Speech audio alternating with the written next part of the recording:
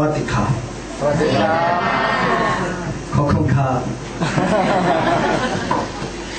그것밖에 몰라요. 정강턴한티라고 오늘 하나님의 말씀은 마가복음 16장. พระธรรมสำหรับเช้าวันนี้นะครับก็มาจากพระธรรมมาระโก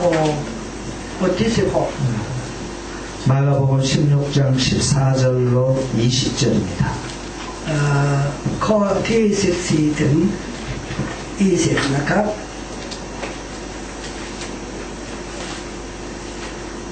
우리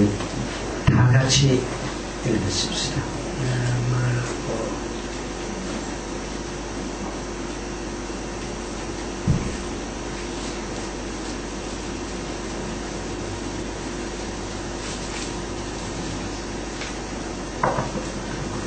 ถ้าทุกคนก็จะเจอแล้วจะอ่านด้วยกันได้ไหมครับ 1 2 3 ภายหลังพระองค์ทรงปรากฏกับสาวก11 คนเมื่อเขาพวกเขากำลังรับประทานอาหารอยู่พระองค์ทรงตำหนิพวกเขาในเรื่องของความสงสัยและลื่นลืมเพราะว่าเขาไม่เชื่อคนที่ได้เห็นพระองค์เมื่อพระองค์ทรงเป็นขึ้นมาแล้วพระองค์สั่งสาวกว่าพวกท่านจงออกไปทั่วโลกประกาศข่าวประเสริฐแก่มนุษย์ทุกคนใครเชื่อและรับบัพติศมาก็จะรอดแต่ใครไม่เชื่อจะต้องถูกลงโทษมีคนเชื่อที่ไหนหมายสำคัญเหล่านี้จะเกิดขึ้นที่นั่นคือพวกเขาจะขับหนีออกโดยนามของเราพวกเขาจะพูดภาษาแปลกๆพวกเขาจะจับมือร่วมมือเปล่าจะไม่ทำอันตรายแก่พวกเขาและพวกเขาจะวางมือบนคนป่วยแล้วคนเหล่านั้นจะหายโรคอาเมนอาเมนก็19 ถึง 20ไม่ใช่ท่านพระเยซูจากสั่งเขาแล้วเราก็ทรงรับพระองค์ให้ขึ้นสู่ฟ้าสวรรค์ประทับที่เบื้องขวาพระหัตถ์ของพระเจ้า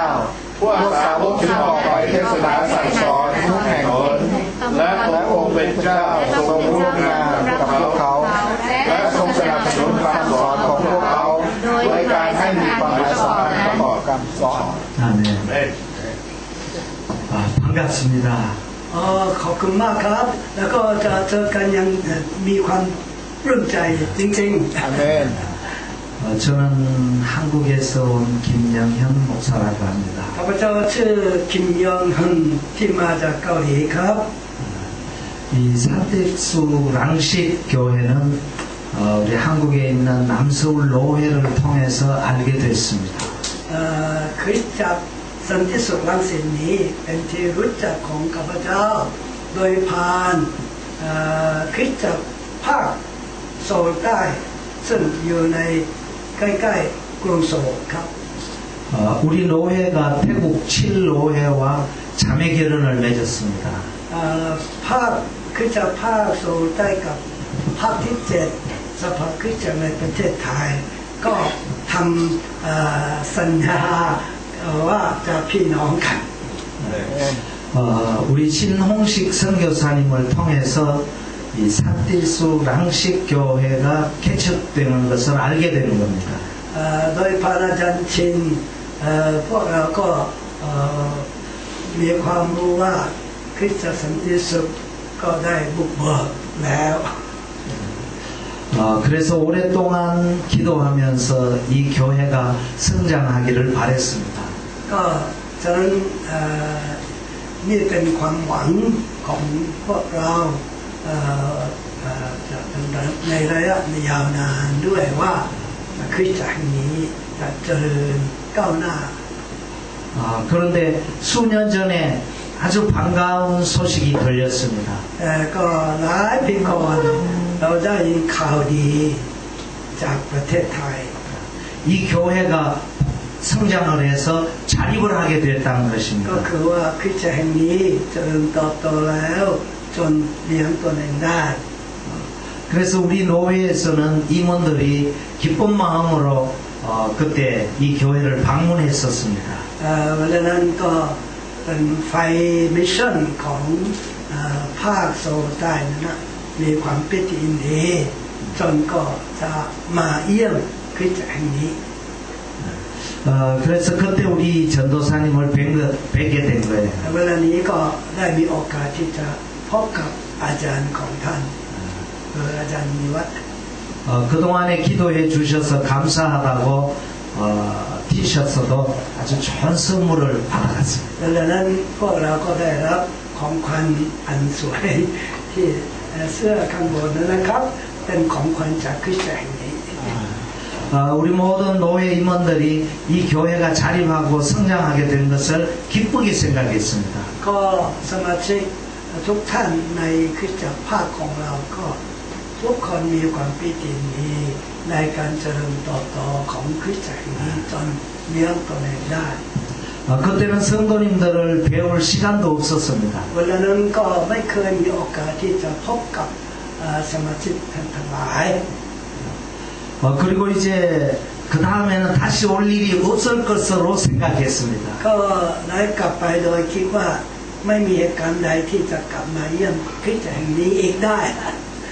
그런데 하나님께서는 이 교회에 무척 관심이 많으셨습니다. แต่ว่าพระเจ้าคงมีความสนใจในคริสตจักรแห่งนี้มากนะครับ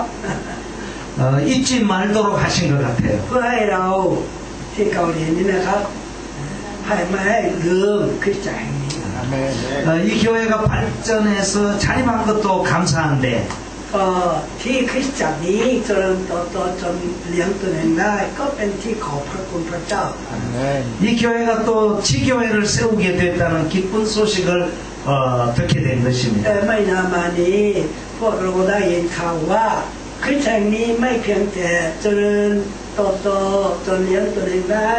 อย่างเดียวนะครับ ว่าตอนนี้ก็ตั้งคริสตจักรลูก ก็เป็นที่ข่าวดี 그래서 하나님께서 이곳으로 저를 또 인도해 주셨습니다. จะพระเจ้าจึงนำข้าพเจ้ามาเยี่ยมคริสตจักรนี้ครั้งหนึ่งได้ 오늘 처음 교회에 오셔서 소개해 주신 분들 또 만나게 돼서 반갑습니다. วันนี้ก็เป็นดีใจใหญ่มากๆก็คือว่าวันนี้ผู้ที่ไม่รู้จักกับพระเจ้ามาก็จะเยี่ยมคริสตจักรครั้งแรกโดยที่เราเชื่อนั้นก็เป็นที่ตื่นเต้นสำหรับข้าพเจ้าด้วยนะครับ 제가 다음에 또 방문할 기회가 있으면 계속해서 만나볼 수 있기를 바랍니다. หวังว่าจะเจอคนที่มาวันนี้นะครับใหม่นะจะเจออีกครั้งหนึ่งครั้งหน้าที่ผมก็มาอีกครั้งหนึ่ง 저기 엄마를 따라 나온 우리 꼬마들은 성장해서 청년들이 되어서 여기서 찬양할 수 있기를 바랍니다. ข้าพเจ้าหวังเป็นยิ่งว่าคนที่ติดตามแม่วันนี้นะจะวันนั้นจะเป็นอนุชนแล้วก็ยืนตรงนี้แล้วก็ร้องเพลงพิเศษได้ 이 산티스 랑식교회가 날마다 부흥되어서 또 아름다운 성전도 건축되어지기를 바랍니다. หวังว่าคริสตจักรนี้เจริญเติบโตทุกวันแล้วก็จะมีคริสตจักรสวยงามเช่นนี้ 오늘 저는 이 성경 본문을 가지고 믿는 사람들이 할 일이라는 제목으로 말씀드리고자 อัน 합니다. นี้ก็เป็นหัวข้อคำเทศของข้าพเจ้านั้นนะเรื่องเกี่ยวกับว่าภารกิจของคริสเตียนที่ต้องทำ 성경은 우리에게 두 가지를 가르쳐주고 있습니다. พระคัมภีร์สอนสองสิ่งให้แก่เรา 죄인된 우리들이 구원받을 수 있는 길을 보여주신 겁니다. หนึ่งนั้นพระองค์ก็ให้เห็นทางที่จะรอดได้นะ 모든 죄인은 다 지옥 가게 되는데 ก็คนบาปทุกคนจะตกนรก 예수 믿고 구원받을 길은 한 가지밖에 없다는 것입니다. ก็เป็นทางรอดนั้นเป็นทางเดียวเท่านั้น 가장 중요한 것은 예수님을 믿는 일입니다. ก็คือว่าในก็ทางนั้นน่ะเป็นทางเชื่อพระเยซู 머릿속으로 아는 것이 아니라 마음으로 그분을 참 하나님으로 모셔드리는 일입니다. ไม่เพียงแต่รู้จักท่าน ในปัญญาในสมองเท่านั้นแต่ว่ารู้จักท่านรู้จักพระองค์ในจิตใจ 하나님은 죄인된 우리를 위하여 예수님을 이 세상에 보내주셨습니다. พระเจ้าผู้ยิ่งใหญ่สูงสุดนั้นใช้พระบุตรของพระองค์เสด็จเข้ามาในโลก 예수님이 세상에 오셔서 우리를 위하여 십자가에서 죽어주셨습니다. ก็พระองค์ก็จะตามพระทัยของพระเจ้าจะอุตส่าห์เสด็จเข้ามาในโลกนี้รับเนื้อหนังของเป็นมนุษย์และก็จนสิ้นพระชนม์บนไม้กางเขนได้ 그리고 3일 만에 다시 무덤에서 부활하셨습니다. เนื่องจากว่าพระองค์เป็นพระเจ้าพระองค์ก็จะชุดขึ้นก็เป็นขึ้นมาใหม่จากความตายในวันที่3 그래서 누구든지 예수님을 믿기만 하면 죄 용서함 받고 구원받는다는 และ 사실입니다. ก็พระองค์ก็จะผลิตทางใหม่สำหรับความโลภของมนุษย์ก็คือว่าผู้ใดที่เลื่อมใสในพระเยซูแล้วคนนั้นจะพระองค์ไม่เอาเรื่องเกี่ยวกับความผิดบาปของเขาที่ทำมาตลอดชีวิต 이 세상에 어떤 종교도 죄를 용서해 줄 수 있는 신은 없습니다. ในโลกนี้นอกจากพระเจ้าแล้วไม่มีพระใดที่อภัยโทษของเราได้ 불교에서도 네가 노력해서 해탈하라고 말합니다. ก็ศาสนาอื่นก็ให้อาศัยการกระทำของเราคุณก็ทำแล้วก็ทำบุญแล้วก็จะรอด 죄인이 아무리 노력해도 구원받을 길이 없습니다. ก็เป็นฐานะเป็นคนบาปนั้นเป็นคนบาปอยู่ถึงว่าเขาก็ทำอะไรมากๆก็ตามก็ยังเป็นโมฆะ 애쓰면 애쓸수록 더 무거운 죄짐이 느껴집니다. ก็จะเป็นพยายามมากยิ่งขึ้นทำให้ก็หนักยิ่งขึ้น 예수님께서 말씀하십니다. พระเยซูตรัสสอนว่า 수고하고 무거운 짐진 자들아 다 내게로 오라. ถ้าผู้ใดที่เป็นเหน็ดเหนื่อยทุกคนจะมาหาเรา 내가 너를 쉬게 해주겠다고 하십니다. เราจะทำทั้งหลายให้เป็นเหนื่อยหายเป็นเหนื่อยเป็นสุข 예수님을 우리의 무거운 짐을 예수님께 맡기시기를 바랍니다. ก็ความหนักแน่นเรื่องความบาปนั้นเอาไว้ที่ของพระเยซู 여러분의 질병의 문제도 맡기십시오. ไม่เพียงแต่ความผิดบาปเท่านั้นเป็นโรคภัยไข้เจ็บก็วางไว้บาของพระเยซูแล้ว 자녀의 문제도 예수님께 ปัญ 맡기십시오. หาเรื่องเกี่ยวกับลูกหลานก็มอบไว้กับพระเยซู 여러분의 모든 짐을 맡기실 때 하나님이 우리를 구원해 주십니다. เมื่อเราจะมอบให้กับพระเยซู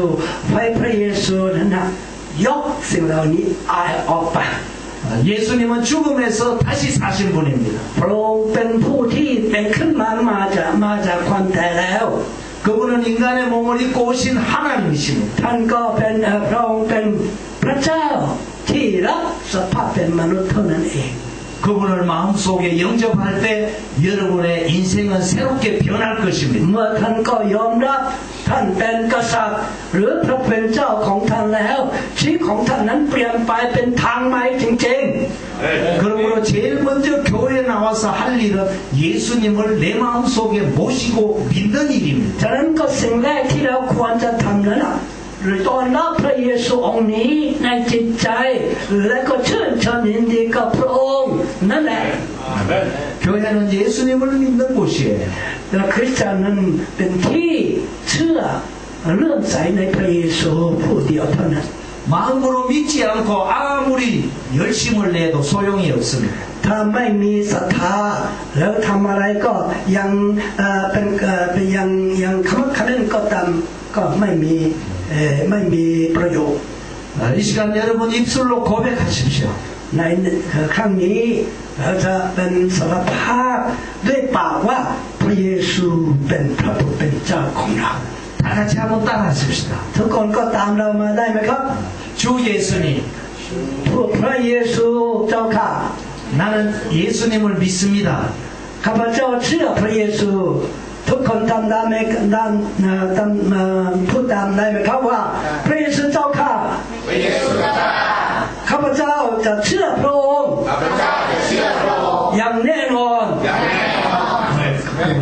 예수님은 나의 구세주십니다. พระเยซูเป็นพระผู้ช่วยให้โลกของเรา 그 예수님을 믿을 때에 하나님이 여러분을 구원해 주십니다. เมื่อเราจะเชื่อความเชื่อนี้มีฤทธิ์แก่จนนำความรอดให้แก่ท่านทั้งหลายได้ 날마다 예수님을 더 입술로 믿습니다. 고백하십시오. ทุกวันพวกเราควรจะบอกว่าเชื่อพระองค์เชื่อพระองค์เชื่อพระองค์ 우리 아이들이 학교에 다니는 아이들이 있죠. ลูกๆของเรานั้นน่ะไปโรงเรียนใช่ไหมครับ 여기 초등학교. เป็นประถมศึกษานะครับ 학교에서 등록금을 가지고 오라고 합니다. บางครั้งก็ทางโรงเรียนเรียกร้องเด็กๆว่าจะบอกกับแม่แล้วก็เอาเงินสำหรับอันนี้นี่มาให้กับโรงเรียนนะ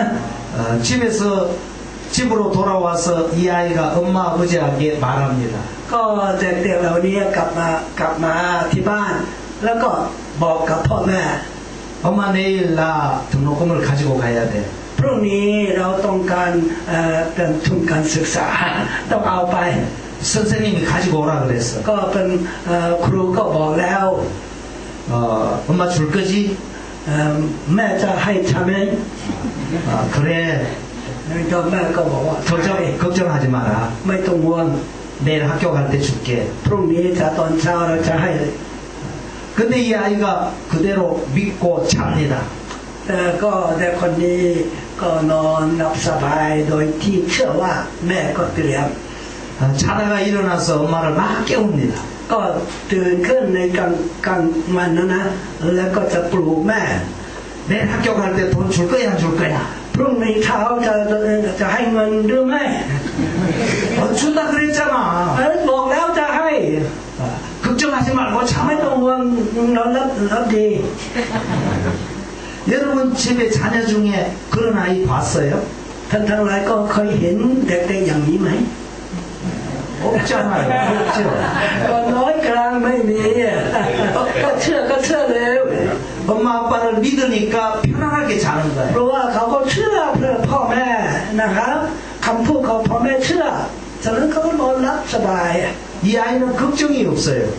ไม่ต้องห่วงต่อไป 엄마 아빠를 믿으니까. เพราะว่าเขาเชื่อพ่อแม่อยู่ 근데 걱정은 엄마 아빠가 합니다. แต่ว่าเป็นห่วงนั้นน่ะเป็นมอบให้กับพ่อแม่เป็นไฟที่จะก่อนก็ไว้ 이 아이의 몫이 아니에요. ก็น่าไม่ใช่ก็เป็นเด็กก็ก่อนก็ไว้ต่อไป 우리 예수님이 말씀하십니다. พระเยซูได้ตรัสสอนว่า 너희들의 문제를 다 나에게 ข 맡겨라. อให้มอบปัญหาต่างๆของท่านไว้กับเรา 기도하고 감사하며 살아라. เพียงแต่ว่าอธิษฐานและขอพระคุณนี่เป็นหน้าที่ของคุณเท่านั้น 내가 다 책임져 주겠다. เราจะรับผิดชอบทั้งหมด 여러분의 일생을 맡길 분은 예수님밖에 없습니다. ก็พระเยซูผู้เดียวเท่านั้นที่เราจะมอบชีวิตของเราให้กับพระองค์ในตลอดชีวิตของเรา 죽음 저 건너편의 문제도 다 책임져 ไม่ 주시고 เพียงแต่เป็นภาระต่างๆในโลกนี้ในทางนี้แต่ว่าภาระต่างๆที่หรือปัญหาต่างๆก็โลกหน้าเช่นเดียวกันมอบให้กับพระเจ้า 옆 사람하고 악수하면서 말합시다. ทุกคนก็จะจับมือกับคนที่อยู่ข้างๆและก็บอกตามเรานะครับ 예수님을 확실히 믿읍시다. แล้วขอให้เชื่อพระเยซูอย่างแน่นอนเถอะ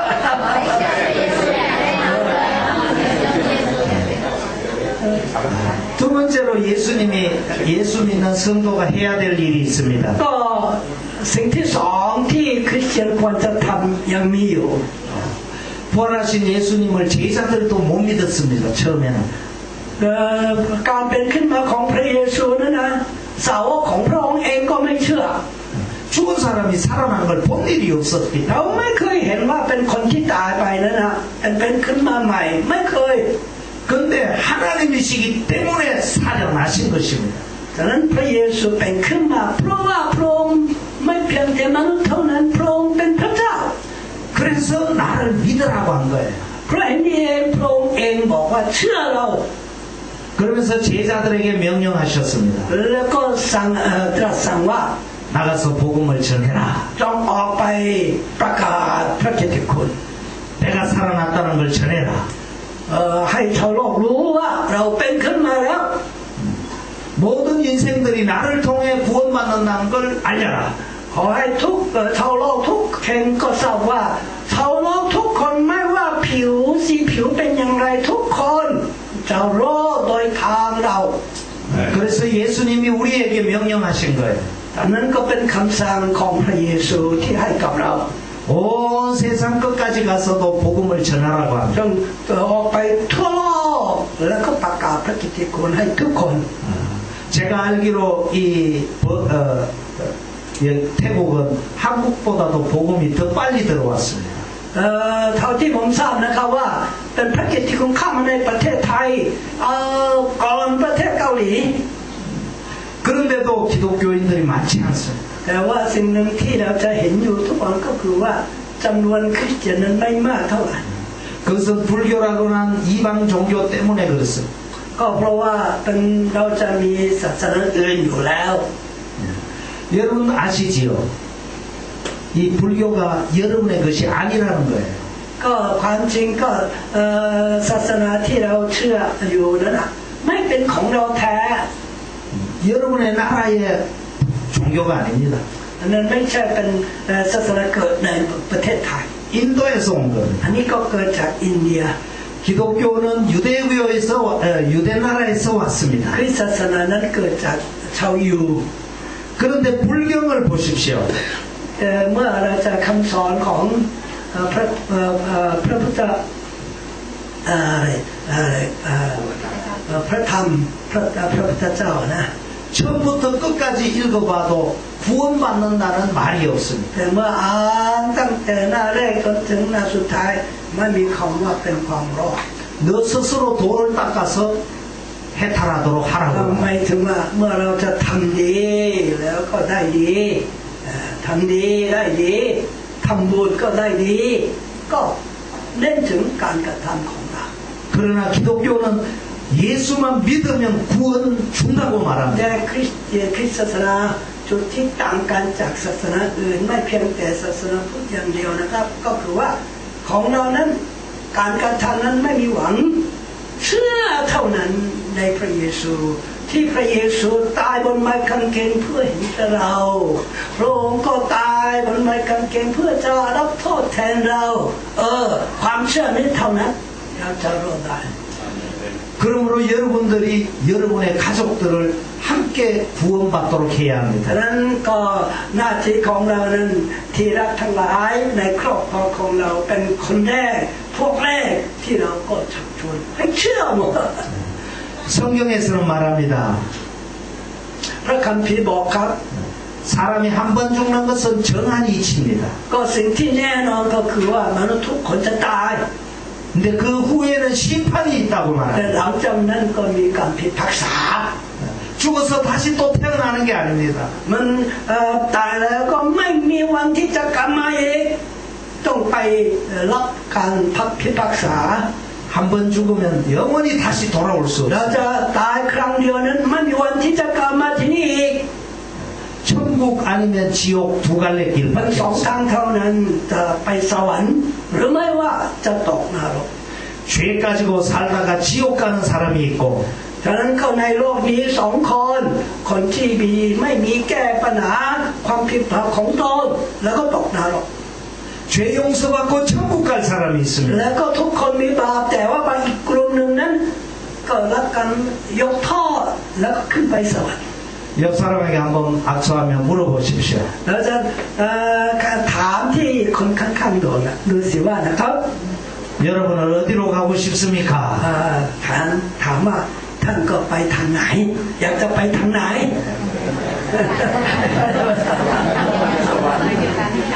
이 자리에 있는 모든 분들은 저 영원한 천국에 가실 수 있기를 바랍니다. ข้าพเจ้าหวังเป็นอย่างนี้ว่าทุกคนในที่นี้นั้นจะไปทางเดียวคือขึ้นสวรรค์ทั้งหมด 그래서 우리는 복음을 전해야 하는 거예요. เพราะฉะนั้นพวกเราก็มีหน้าที่ที่จะประกาศ 내가 만나는 모든 사람에게 전해야 해요. ทุกคนที่เราเจอในโลกนี้เนี่ยให้เป็นที่ให้ทราบว่าเป็นพระกิตติคุณคืออะไร 우리 영혼이 구원받을 길이 있다. ฉะนั้นก็เป็นมีทางหนึ่งที่พวกเราทุกคนก็รู้ได้ 우리 같이 천국 가자. เราจะไปด้วยกันไหม 부모도 가고 ก็พ่อก็ไป 자식들도 가고 ลูกๆก็ไป 친구들도 가고 มิตรสหายเพื่อนๆก็ไป 같이 천국 가기를 바랍니다. เราทุกคนจะไปสวรรค์ด้วยกัน 이 태국에 있는 모든 영혼들이 다 천국에서 만날 수 있다면 얼마나 좋겠습니까? ก็รู้สึกเป็นการดีมากสักเท่าไรถ้าชาวไทยทุกคนขึ้นไปสวรรค์ 내가 전해서 안 믿는 것은 내 책임이 아니에요. เมื่อเราก็ประกาศแล้วก็เขาไม่เชื่ออันนั้นไม่มีรับผิดชอบส่วนอยู่ที่เราความรับผิดชอบอยู่ที่เขา 내가 입을 다물고 안전하는 것은 내 책임이에요. ถ้าเราจะไม่พูดเรื่องพระกิตติคุณให้คนอื่นทราบนั้นเป็นความรับผิดชอบตกที่เรา 그래서 나가서 말씀하세요. เพราะฉะนั้นก็ปอปาพูดถึงเรื่องพระเยซู 당신도 예수 믿고 같이 천국 갑시다. ถ้าเชื่อพระเยซูเราจะเป็นเพื่อนไปด้วยกันที่สวรรค์ 믿든지 안 믿든지 말씀하세요. ก็เชื่อหรือไม่เชื่อช่วยบอกหน่อย 믿을 분은 하나님이 역사해 주십니다. ครับก็จะสิ่งนี้เนี่ยเป็นผลงานของการทรงกระทำของพระเจ้า 마지막 세 번째 말씀드리겠습니다. ก็เป็นสิ่งที่สาม 첫 번째가 복음을 믿어야 하는 겁니다. ก็สิ่งแรกนั้นเชื่อพระกิตติคุณ 두 번째는 복음을 전해야 하는 겁니다. สองนั้นเป็นประกาศพระกิตติคุณ 세 번째는 우리 성도들이 복음으로 살아야 합니다. สิ่งที่สามนั้นจะดำเนินชีวิตตามพระกิตติคุณ 복음이란 곧 성경 말씀입니다. ก็พระกิตติคุณที่ไม่หมายถึงว่าเป็นในความหมายกว้างนั้นนะครับเป็นพระวจนะของพระเจ้า 성경에는 기쁜 소식이 있습니다. ในพระกิตติคุณในพระคัมภีร์เนี่ยมีข่าวดี 복된 소식이 있습니다. ก็ข่าวดีจริง 갈수록 좋은 소식이 있습니다. ๆก็อ่านก็เป็นข่าวดี 예수님을 진실히 믿고 진실하게 살 때에 เมื่อเราจะเชื่อพระเยซูแล้วก็ดำเนินชีวิตอย่างจริงจังตามพระองค์แล้ว 저와 여러분에게는 하나님의 축복이 있습니다. ก็พระพรซึ่งมาจากพระเจ้าเกิดขึ้นกับชีวิตของท่านอย่างแน่นอน 예수님의 능력이 여러분들의 심령 속에서 역사하십니다. ฤทธิ์ของพระเยซูทำงานในจิตใจของท่านอย่างแน่นอน 그래서 기도할 때 질병이 낫기도 합니다. ดังนั้นเมื่อเราอธิษฐานก็จะเป็นโรคไข้เจ็บก็จะเป็นหลักการหาย 하나님 앞에 간구할 때 기도 응답도 있습니다. เมื่อเราจะทูลต่อพระองค์เราจะมีคำตอบสนองจากพระเจ้า 예수 믿는 성도들의 가정에 하나님이 축복해 주셔서 복되게도 แล้ว 됩니다. ก็พระพรก็เกิดขึ้นในครอบครัวของเรามีความสุข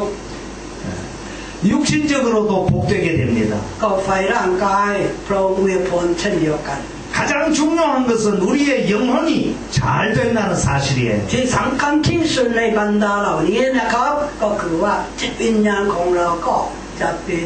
ต็มไปด้วยความสุข 사람의 구성 요소를 보세요. ก็เมื่อเราจากส่วนประกอบของมนุษย์ดูสิครับ 이 껍데기는 육신이죠. ที่อันนี้ก็เป็นรู้สึกเนื้อหนังใช่ไหมครับ 이건 흙으로 อัน 만들어졌습니다. นี้ก็ทำด้วยผงกระดิน 수명이 다하면 흙으로 돌아갑니다. เมื่อมาถูกใช้ไปหมดแล้วก็กลายเป็นผงกระดิน 그러나 사람 속에는 영혼이 แต่ 있습니다. ภายในของมนุษย์นั้นก็ยังมีเป็นพระวิญญาณจิตวิญญาณมีอยู่ 이 영혼은 죽어서 하나님 앞에 가게 จิต 됩니다. วิญญาณนั้นไม่มีตายในเวลาเนื้อหนังตายแต่จิตวิญญาณก็ต้องยืนอยู่ต่อหน้าพระพักตร์ของพระเจ้า 예수를 믿을 때 이 영혼이 살아납니다. เมื่อเราจะเชื่อจิตวิญญาณนี้เป็นขึ้นมา 하나님과의 관계가 회복이 됩니다. ก็เป็นความสัมพันธ์ระหว่างพระเจ้ากับเราเนี่ยเป็นคืนมาใหม่ 그래서 영혼이 잘 돼야 육신도 잘 ดั 됩니다. งนั้นก็เมื่อจิตวิญญาณดีขึ้นแล้วทำให้ก็เนื้อหนังก็ดีขึ้น 사람은 거꾸로 생각해요. แต่มนุษย์ทั่วไปนั้นอ่ะมันคิดแต่ตรงกันข้าม 육신만 잘 되면 다 เขา 편안하다고 จะ 생각합니다. เห็นว่าถ้าเนื้อหนังดีแล้วทุกอย่างจะดีขึ้น 그렇지 않습니다. แต่ไม่ใช่อย่างนั้นนะครับ 영혼이 먼저 잘 돼야 육신도 잘 จิต 됩니다. วิญญาณก็ต้องดีขึ้น ถึงจะเนื้อหนังก็ดีขึ้น 오늘 현대 사회에서 보면 자살하는 사람이 많습니다. เวลานี้รู้สึกว่าเป็นเหตุการณ์ที่เป็นฆ่าตัวตายเยอะ 우울증에 걸려서 고민하는 사람도 แล้วก็ 많습니다. มีจิตจะเป็นโรคเศร้าใจมีเกิด 돈 문제, ก็เรื่องเงินทอง 부부 문제, ก็เป็นมาเป็นอะไร 자녀 ปัญ 문제, หาระหว่างผัวเมียแล้วก็เป็นลูก 이런 모든 문제들이 우리를 괴롭힙니다. ๆเป็นปัญหาเหล่านี้ก็เป็นกวนเรา 영혼이 건강하지 않으면 이 고민 때문에 사람이 점점 죽어갑니다. ถ้าหากว่าจิตวิญญาณไม่ได้แข็งแรงนะปัญหาเหล่านี้ทำให้เราก็ค่อยๆตาย 예수 믿는 성도들에게는 하나님께서 새 생명을 주십니다. เมื่อเป็นผู้ที่เชื่อในพระเยซูพระองค์ก็ให้ของประทานนั้นก็คือชีวิตใหม่ 그래서 그 영혼이 잘 될 때에 여러분의 모든 문제도 아름답게 ทำให้ 변화합니다. ก็จิตวิญญาณก็ดีขึ้น แล้วก็จะชีวิตจะทำให้ก็ร่างกายก็แข็งแรงมีชีวิตก็ชีวิตชีวาจริง 어려움이 와도 헤쳐나갈 힘이 생기는 ๆ 거예요. เมื่อความยากลำบากก็มาแล้วก็เรามีแรงที่จะเผชิญกับสิ่งเหล่านี้ได้ 고난이 와도 감사할 마음이 생겨나는 ควา 거예요. มทุกข์ก็ไม่เป็นปัญหากับขอบคุณพระเจ้า 하나님이 나와 함께 하시니 이 모든 것도 하나님께서 다 해결해 주시겠다는 믿음이 생기는 เรา 거예요. จะมีศรัทธาเกิดขึ้นว่าพระเจ้าสถิตอยู่กับเราพระองค์เป็นแก้ปัญหาเหล่านี้ให้เรา 그래서 예수 믿는 성도들에게는 하나님이 이러한 은혜를 주시는 ดัง 겁니다. นั้นก็ผู้ที่เชื่อติดตามพระเยซูนั้นนี่เป็นของประทานแบบนี้ก็มาจากพระเจ้า 지금 한국 사회에는 많은 사람들이 자살하고 있습니다. ในเกาหลีนี้มันทุกอย่างก็ดีขึ้นก็ตามหลายคนก็ฆ่าตัวตาย 돈만 있으면 행복한 줄 เพ 알았어요. ราะว่าเขาคิดว่าจะมีเงินทองแล้วมีความสุขเกิดขึ้น 돈을 무지 벌었어요. เขาก็จะเป็นหาเงินก็เยอะ 돈도 많습니다. ๆก็เงินทองก็เยอะ 온 가족이 차를 하나씩 다 가지고 แล้ว 있습니다. ก็จะเป็นครอบครัวสมาชิกเนี่ยทุกคนมีมีรถของเขาเอง 아파트도 몇 개씩 가지고 บาง 있습니다. คนก็มีอพาร์ตก็หลายที่ทีเดียว 그런데 죄 용서받지 못하고 하나님을 알지 못하니까 인생에 소망이 없는 거예요. แต่ว่าเขาเหล่านั้นไม่มีความหวังเพราะว่าเขาไม่มีความเชื่อในพระเยซูในจิตใจ 돈도 많이 가지고 เขา 있으면서 มีเงินเยอะ 행복하게 사는 것 같은데도 ดูเหมือนว่าเขามีความสุข 영혼이 แต่ 불행하니까 ว่าจิตวิญญาณก็ไม่ดี 육신에 소망이 없어진 거예요. ก็จะเป็นความหวังก็หมดไป เพราะมีความโลภเยอะขึ้น 허무한 거예요. ก็ทุกอย่างก็รู้สึกเป็นว่างเปล่า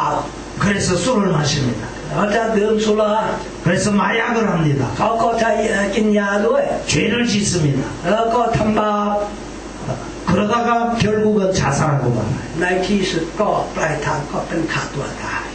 여러분 마음속에 계신 그 예수님이 여러분을 행복하게 해주실 줄 믿으시기를 ขอ 바랍니다. ให้เชื่อว่าพระเยซูซึ่งเห็นในใจของท่านนั้นที่ทำให้คุณทำให้มีความสุขจริง 내 마음에 예수님이 그렇게 귀한 은혜를 주시는 거예요. พระเยซูอยู่ในใจของเรามีคุณค่าขนาดนี้ 그래서 예수님 모시고 사는 것이 중요합니다. เพราะฉะนั้นเราจะดำเนินชีวิตด้วยพระเยซูด้วยกันนั่นเป็นสิ่งสำคัญ 교회 왔으면 하나님을 찬양하는 게 아니에요. บางคนบอกว่ามาที่โบสถ์ก็สรรเสริญพระเจ้า 집에 가서 밥하면서도 하나님을 찬양하세요. บางคนบอกว่าจะไม่เพียงแต่ตรงนี้เนี่ยแต่สรรเสริญพระเจ้าในครอบครัวในบ้านของเรา 직장에 가서 일을 하면서도 하나님을 เรา 찬양하세요. น่าจะสรรเสริญพระเจ้าที่ทำงานด้วย 학생들은 학교에 가서 친구들과 공부하면서 늘 마음속에 주님을 모시고 นักเรียน 사세요. นักศึกษาคณะที่ศึกษาในโรงเรียนก็สรรเสริญพระเจ้าด้วยกัน 그런 사람에게 하나님은 은혜를 주십니다. คนเหล่านี้พระองค์ก็ชอบในผู้ยพร 그런 사람의 기도를 พ 들어주십니다. ระองค์ก็สดับฟังคำอธิษฐานคนเหล่านี้ 그런 사람에게는 날마다 마음속에 충만한 기쁨이 생깁니다. คนเหล่านี้เนี่ยมีความชื่นชมดีเกิดขึ้นในจิตใจเสมอ 세상이 다 무너지는 것 같아도 주님이 주시는 은혜로 기쁨이 ถึ 있습니다. งแม้ว่าโลกนี้ก็ทั้งหมดก็ถูกพังอยู่ก็ตาม งก็ตามในจิตใจก็มีความเชื่อมั่นในพระเยซู 오늘 여러분들에게 이 말씀을 함께 나누면서 우리 산티속 랑식교회 모든 성도들이 이런 은혜와 축복이 있기를 주님의 이름으로 ข้า 축원합니다. พเจ้าอธิษฐานต่อพระผู้เป็นเจ้าว่าเป็นสมาชิกเป็นคริสตจักรรังสิตนี้นะครับคริสสันติสุขรังสิตทุกท่านมีความเชื่อและความชื่นชมยินดีแบบนี้ตลอดเวลา 우리 아직도 예수님을 진심으로 마음에 모시지 못한 분들을 위해서 우리 함께 같이 따라하는 기도를 하겠습니다. ผู้ที่ยังไม่มีความแน่ใจในเรื่องพระเยซูเราจะอธิษฐานด้วยกันนะครับก็จะตามคำอธิษฐานของอาจารย์ 가슴 앞에 두 손을 모으시기를 เราจะอธิษฐานด้วยกัน 진심으로 따라하시기를 바랍니다. เราจะทำตามด้วยใจจริงนะครับ 주 예수님 나는 죄인입니다. พระเยซูเจ้าข้าพระองค์เป็นคนบาปทุกคนบอก พระเยซูเจ้าข้าพระองค์เป็นคนบาป 죄 때문에 죽을 수밖에 없는 저희들을 ข้าพระองค์ก็เป็นคนบาปน่าจะตายเพราะบาปเหล่านี้ ข้าพระองค์ก็เป็นคนบาปเพราะตายเพราะความบาปนี้ 예수님을 믿음으로 구원받게 해주셔서 감사합니다. ก็ขอบคุณพระเจ้าที่พระองค์ให้เราเชื่อและรับความรอด ขอบคุณพระเจ้าที่พระองค์ให้เราเชื่อและรับความรอด 이제 제 마음의 문을 열고 เวลานี้ก็จะเข้าพระองค์ก็เปิดใจ ตอนนี้ข้าพระองค์เปิดใจ 예수 그리스도를 나의 구주로 영접합니다. ยอมรับต้อนรับพระเยซูเป็นพระผู้ช่วยให้รอดของข้าพระองค์ เข้ารับพระเยซูเป็นพระผู้ช่วยให้รอดในชีวิตของข้าพระองค์ 이제부터 영원토록 예수님만 믿겠습니다. ตั้งแต่นี้ไปจนถึงวันสุดท้ายข้าพเจ้าจะเชื่อพระองค์ตลอดไป ตั้งแต่นี้ไปจนสุดท้ายข้าพระองค์จะเชื่อพระเยซู 이제부터 나의 일생을 지켜주옵소서. ขอให้พระองค์ทรงเวทโปรนชีวิตของข้าพระองค์ตลอดชีวิต ขอพระองค์อวยพรชีวิตของข้าพระองค์ตลอดชีวิต 예수님 이름으로 기도합니다. ในพระนามของพระเยซูคริสต์เจ้า ในพระนามพระเยซูคริสต์เจ้า อาเมน 아멘. 이제 예수님 어디에 모셨습니까? พระเยซูจะเสด็จที่ตรงไหนฮะเสด็จอยู่ตรงไหนจิตใจ 여러분의 마음속에 모셨습니다. แล้วก็พระเยซูอยู่ในจิตใจแล้ว 이제 여러분은 확실히 예수 그리스도를 믿는 참 신자가 된 겁니다. ก็ท่านทั้งหลายเป็นกรรมสิทธิ์อยู่ที่พระเยซูคริสต์เท่านั้นนะครับ 그 예수님을 끝까지 놓치지 마시고 믿으시기를 바랍니다. จะจับพระหัตถ์ของพระองค์ตลอดชีวิตอย่าปล่อยนะครับ